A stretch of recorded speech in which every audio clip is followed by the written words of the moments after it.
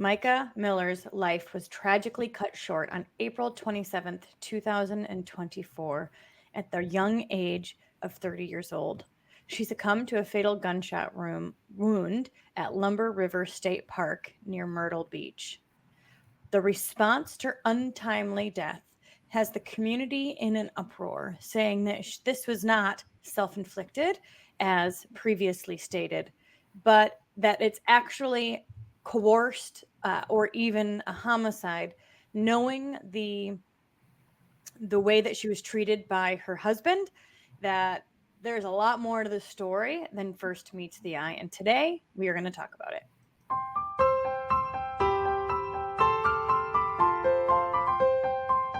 Welcome to the Stop Suffering in Silence podcast with your host, Denise Walsh and Rachel Timothy. All right, Rachel. Well, the Mica Miller case has kind of taken the country by storm, and it's something that you feel really strong about.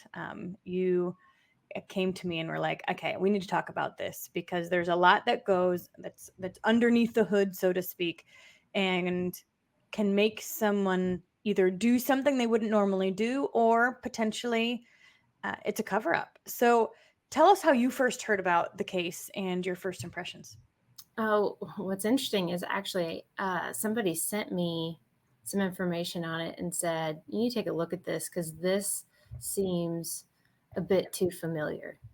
And I think it just went along with the brainwashing and the way that the church was responding and some of the things that were said and done around this case from the Christian church that felt way too familiar. It felt too close to home. And as I started to dig into it and learn a bit more about Mica Miller, learn about her relationship with her husband and then ex-husband, my heart began to ache for her and what she had gone through.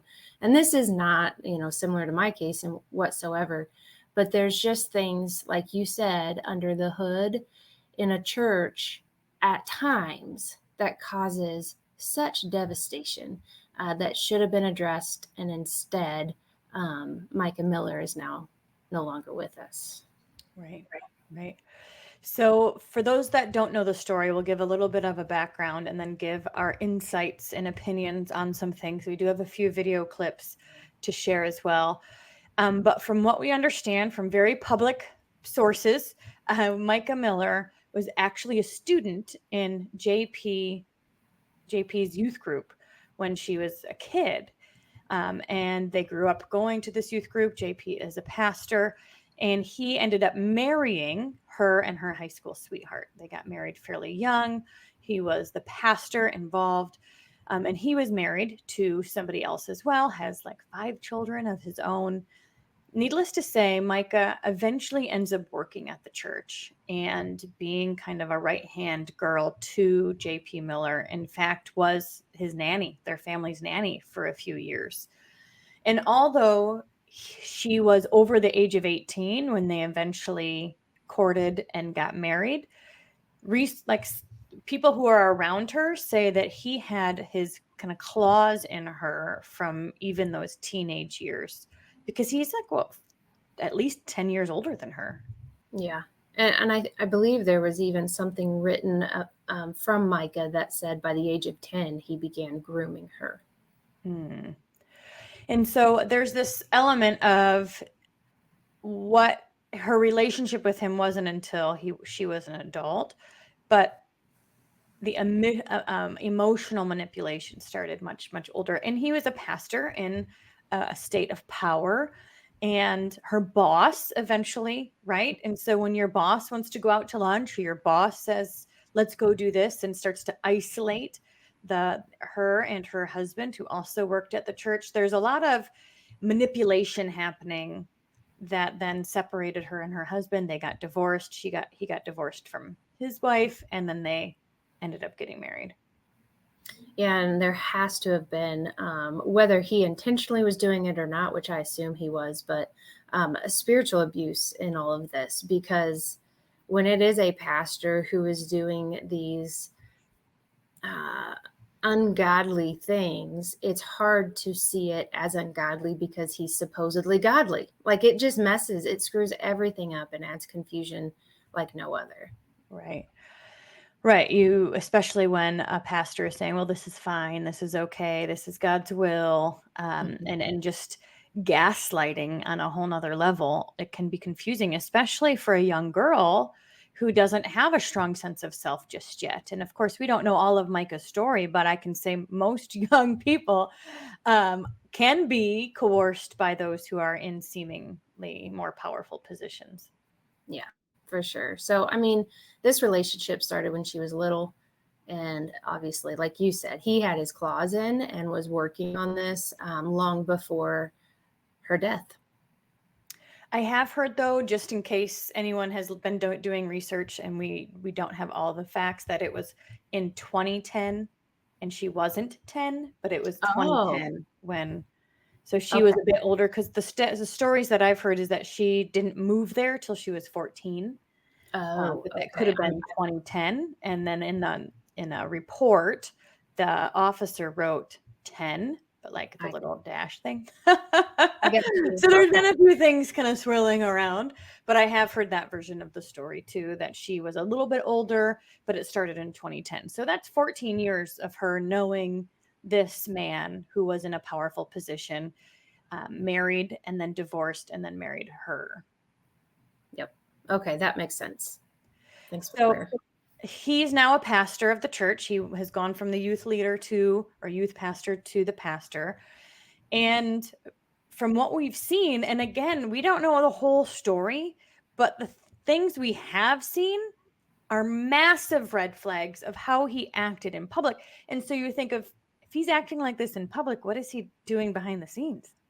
Yeah, exactly. And yet everybody just let it go. So we're going to play a little clip of a sermon just so you can get a taste, and you can, there's been several different versions of lots of different sermons. You can go and search the internet and find more. But this is a taste of what he was speaking from the pulpit. And as, a churchgoer, I would not want to learn from this person. It feels like it would be huge red flags. Yeah. And in my experience, I don't hold church leaders to a pedestal. Like I just never have. It's not something, I don't care about your title. But I'm not close with them. Like I don't have someone who's supposed to be next to God in my circle. Like it's just not how our church is functioning. So I don't know how, like if I were just to see somebody like that, I would go, you are not close to God. You're kind of crazy and I'm out of here. But I wonder if if the congregation has this hierarchy or this emotional attachment. They must, or else they would have left sooner. So let's take a look and let me know what you guys think. If you were to hear this sermon, how would you respond?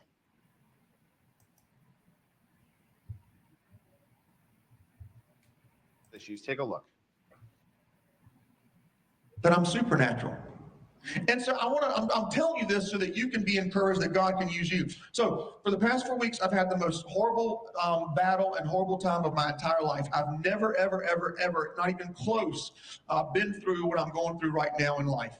Not even close. Horrible. I mean, horrible, so bad. I'm seeing a psychiatrist every week. I'm on 900 milligrams of lithium. I'm seeing a counselor every week. I'm going to inner healing. I'm going to deliverance 3 times a week with pastors in the area. I'm doing everything I can just to be able to get out of bed. I'm so depressed. I want to die. I'm battling suicidal thoughts. I have unforgiveness, hatred, demons coming out of me. Horrible. I'm in such a bad place. I spent my Friday night at Kelly's house with women over 50 years old watching them play bunco. Okay. So, initial response or reactions to hearing something like that. If you were just a random person in the congregation. Jaw dropping. I mean, this should not be the leader of our church, period. And I think like whether you are, like I agree, you shouldn't hold somebody on a pedestal. But they are to walk a straight line. I mean, they just are. As far as being your leader, there is things that they have to be held accountable for. And if they're struggling in sin like what he just described, he's not meant to lead the church. So I'm going to offer two kind of opposite opinions, just to talking points, right?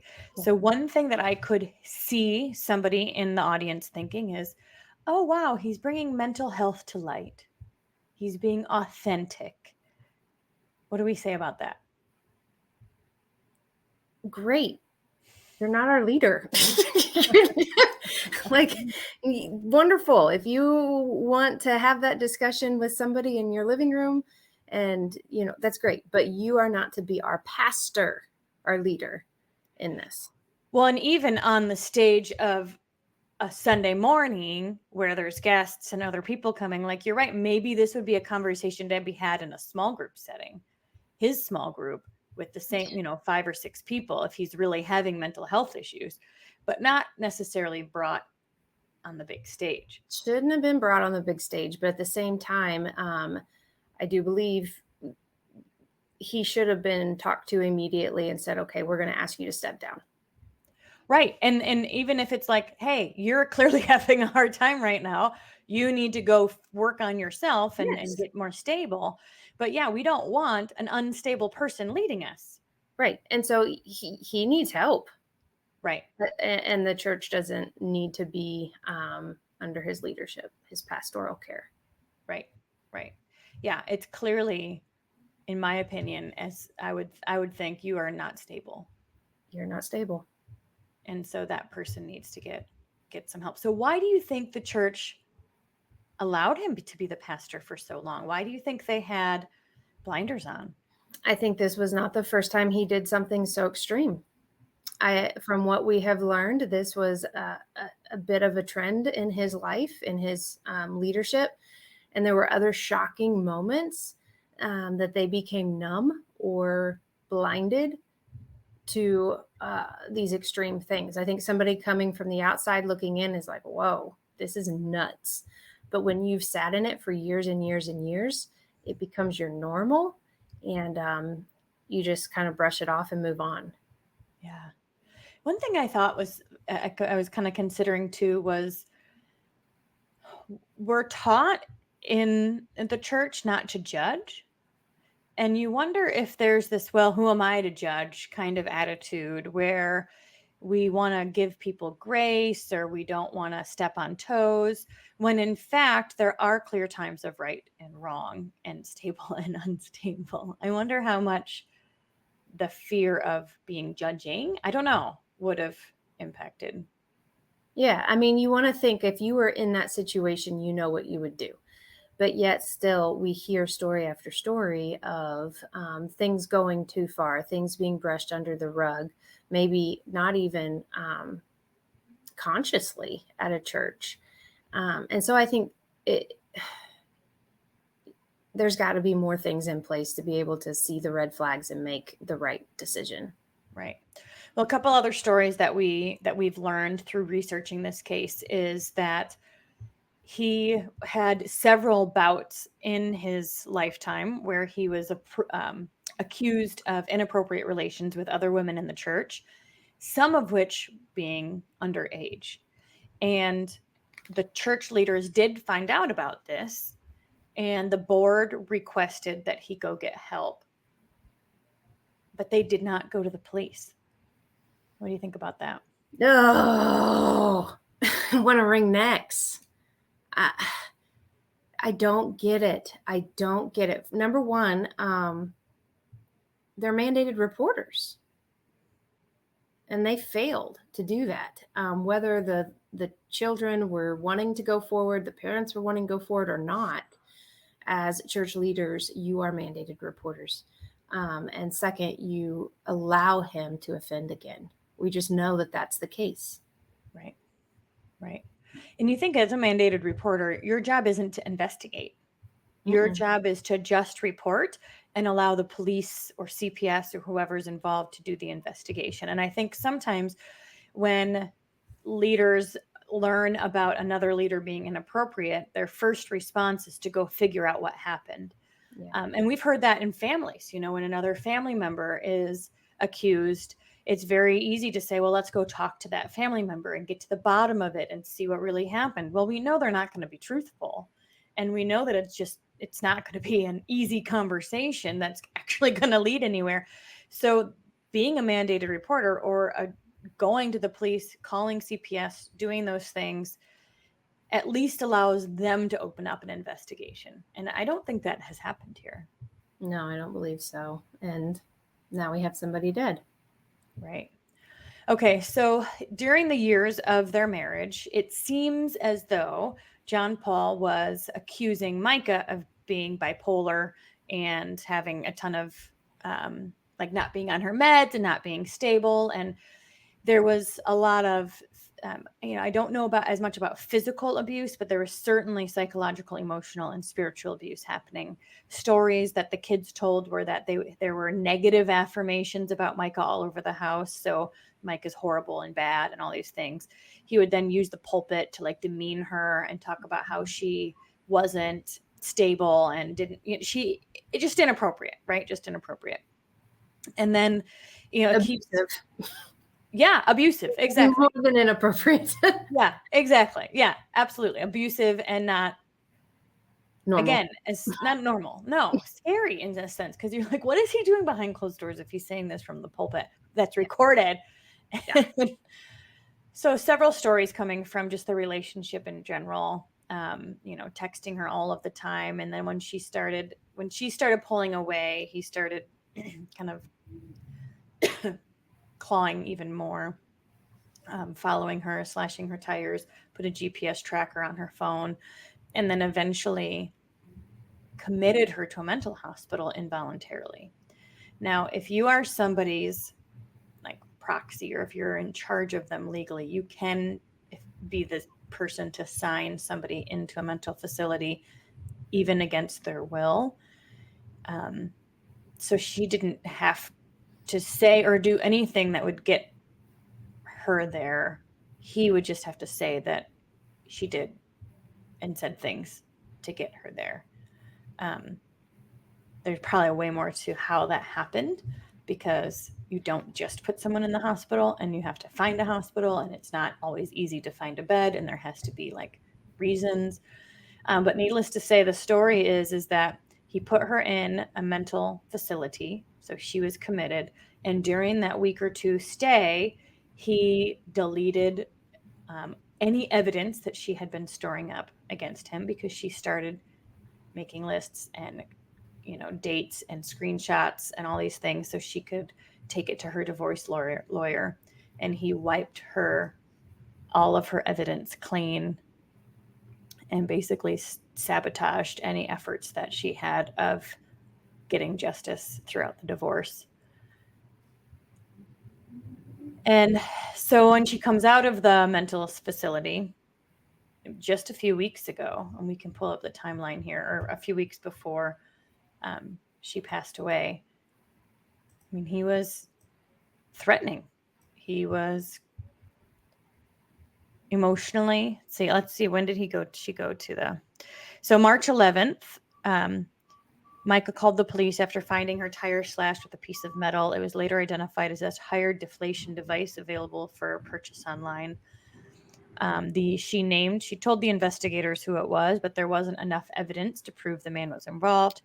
That same day, Mica reported that same suspect approached her at a gas station. She told him that she did not want to speak with him, pulled out her phone and started to record, and the suspect drove away. She was trying to get a restraining order because she was afraid for her life. The officer requested to meet her to get the GPS device. So there was a tracking device found on her car as well. While she was getting that GPS device, an officer saw his car drive by slowly, and Mica said that that's the suspect who's been stalking her. March 13th, someone at the church filed a police report alleging that the offender transferred donation funds from the church's Zelle and Cash App accounts to personal account. Okay, so they accused Mica of doing that. So someone at the church called and filed a police report alleging that that Mica transferred the donations. Isn't that interesting? Uh-huh. And then let's see. March 24th, a bench trial is held in the case of Mica Miller versus John Paul Miller, a civil case in which Mica sought a restraining order. The outcome of that hearing is not yet known, although clearly, even if he had a restraining order, nothing happened. April 26th, the day before Mica's death, the day before and after her death, or the day before and of her death, deputies confirmed that John Paul was with his romantic partner and not in North Carolina, so they don't think he could have done something to her physically, although he does have a dad who lives near the location, and I suspect foul play here with his dad. His dad's a character too and has a lot of inappropriate stuff in his past. April 27th, day of Mica's death. So the day of her death, she had just left, or she had just filed for divorce again, because they would file for divorce and then they take it back, and they would file for divorce and then they take it back. And she had just filed again like a week before. Yeah, well, and I think it's interesting to be able to look at this, because there's times when we can see where she was ready for the divorce, and then all of a sudden she comes back and she's like, no, it's wrong for me in God's eyes to leave this man, and I need to submit to him and follow his ways, even if it means I'm not safe or happy, or, like, it was like almost like a robot speaking of, this is what I must do for the Lord. And I feel like it's important to speak out to, because that is a manipulative way that people are using God's word to be able to keep this woman who is unsafe in a marriage that she shouldn't be in a marriage where the covenant has already been broken by the man. It's no longer a marriage really in God's eyes at that point, because he's psycho. But she feels that brainwashing takes over, and she goes back to him again, and then she'll file for the divorce, and then no, this isn't right in God's eyes. And you can see that in some of the videos that she posts, and you can hear his manipulation speaking through her. Yes. Because she has this thing but then she gets sucked back in to his gaslighting, like, oh, okay, I'll just make it work. But she's in an unsafe situation, obviously. And the hard part about that is when you're in that toxic relationship, it's hard for you to see through it. It's like a fish in water. They don't even know they're in water. And eventually you start to come up for air and realize what's going on. And her family had started realizing what was going on and offering her respite. And she would go to her sister's house for a few days and start to see things a bit more clearly. But then she'd get back into that situation, get back into that same water, and the confusion would start all over again. Yeah. And we saw where he was threatening her family, threatening all these different things in her life. And often she was too weak to be able to say no, so she would go back. And Right. It was a cycle. It was a domestic violence cycle. Right. So on the day of her actual death, she's seen on her Ring camera leaving her residence in Myrtle Beach in her work outfit, like on her way to work. I think she was a waitress or something, where she had like a work uniform, but she never made it there. Instead, they saw her in a surveillance walking into Dick's pawn shop and buying a gun. So she bought a gun that day. Now, remember, there could be tracking devices on her car. It could be that JP, and again, these are all suspicious, like this is just allegations. These are just theories on what happened. It could be that JP and his dad saw that she was at the pawn shop and then kind of initiated their plan after that. It could be that they forced her to get one. It could be, there's a lot of different, nobody really, because there's a missing time frame. So she gets back into the car and is driving towards the state park. And then she stops at a gas station, and but there's an hour and a half where she leaves the gas station and then gets to the park and then makes the 911 call. And so, allegedly, what we heard the 911 call, there's theories around this too, but the 911 call saying, hey, I'm about to hurt myself. I want my family to know where I am. So there's some missing time from what I understand. That hour and a half, it shouldn't have taken an hour and a half, where she left the gas station to get to the park. So there's just questions. Yeah, I mean, and I know they said there was like a hot and ready sandwich in her passenger seat for her to eat. There was, it doesn't make sense if you know that you're about to take your own life. You don't need to prepare food for, after Well, that. you eat it first. Or you eat it first, something. There was a whole round of shots, I guess, shells around the area, which wouldn't from the gun. So that wouldn't make sense. Her body was found in a different spot than where the gun was. I mean, just so many different things that don't make sense. And she had just filed for divorce, like you said. So why file for divorce if it doesn't add up. It doesn't make sense. And I think a lot of the anger in the community and now across the country is the police and the way that they handled the case was, well, there was a 911 call, so let's just assume this was a suicide and move on and wipe. And so like they didn't get the evidence that they needed to get. She was cremated really quickly by J.P. Miller before they were able to get more evidence. They saw bruising on her arms that would have indicated a struggle, but because he had her cremated, there's just so many different things that threw this into confusion. And so the question is if she really did hurt herself or it was a self-inflicted, she was driven to it by the coercive control, the manipulation, the harassment from JP. And then the other flip of the coin is if she didn't do it, who did? And was she forced to harm herself? Was there somebody else involved there? What else happened?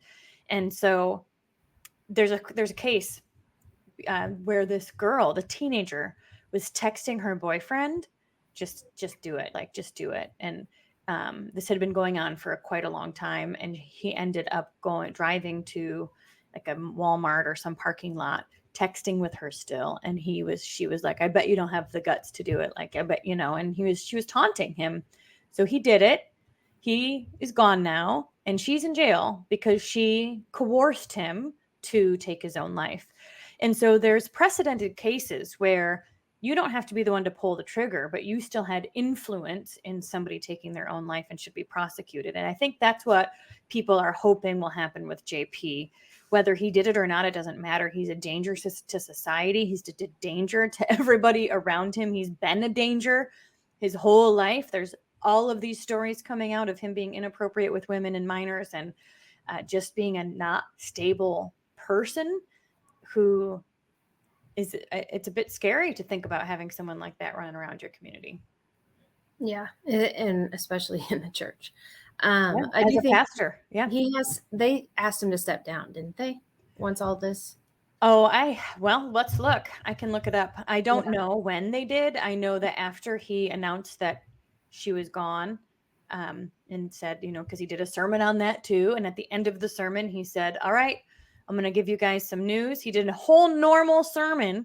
And at the end, he said, and this had happened the day before. Like, I can't even. At the end, he said, my wife passed away. Walk out slowly. Don't talk to anyone. And during that, committed suicide. Yeah. Like he said it in that way. And again, they hadn't done any real investigation yet. Mm-mm. Yeah.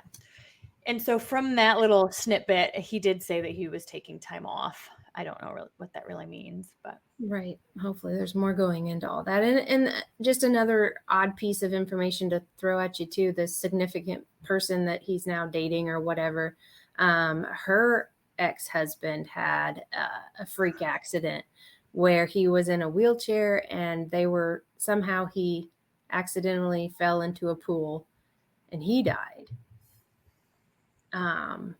Another accidental or whatever type death. So there's just a lot of weird stuff around all this. And I guess why I feel like it's important to talk about this is because, yeah, this is all extreme, but you only get there by those baby steps of blindness and brainwashing and brushing things under the rug before you get to these extreme moments. And I just think as people, as a community, as a church, we've got to start taking notice of red flags and doing something with it.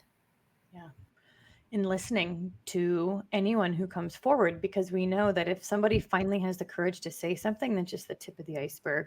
And there's usually a lot more that's left unsaid. Yeah. Like people will say, this will never happen to us. This isn't something that, we'll see in our community or whatever. But there's crazy stuff everywhere. And we're ignorant to think that it's not existing around us. Yeah. Well, any other thoughts on the Mica Miller case that you want to make sure we share before we end today? I hope that she gets justice here on earth. I hope that everybody who's been affected by JP Miller gets justice.